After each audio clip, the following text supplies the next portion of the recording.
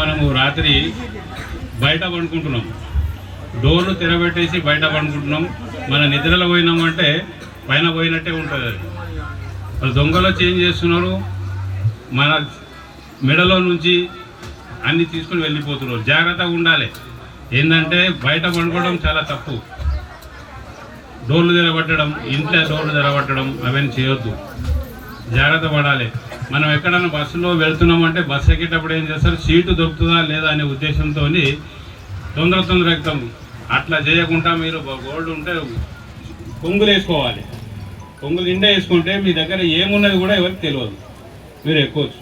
వాడు ఏం చేస్తున్నాడు, అబ్జర్వేషన్ చేస్తున్నాడు. ఎక్కేటప్పుడు వాళ్ళ దగ్గర బంగారం ఉందా లేదా అని చూసి వాళ్ళ బంగారం కొట్టేస్తున్నాడు.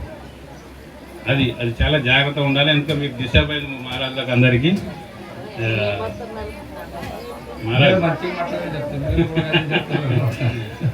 అదే నేను చెప్పడానికి వచ్చింది. అదే అందరూ కూడా నైట్ టైంలో బయట పండుకోవడంలో చాలా జాగ్రత్తగా ఉండాలి.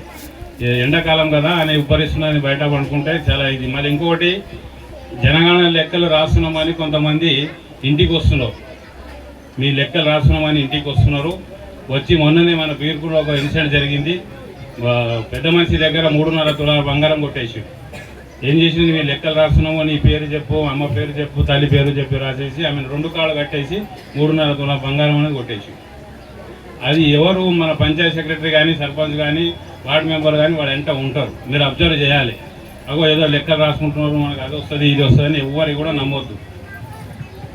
దయచేసి అందరికి చెప్తున్నా, ఎందుకంటే మీ కార్యక్రమం డిస్టర్బ్ అవుతుంది.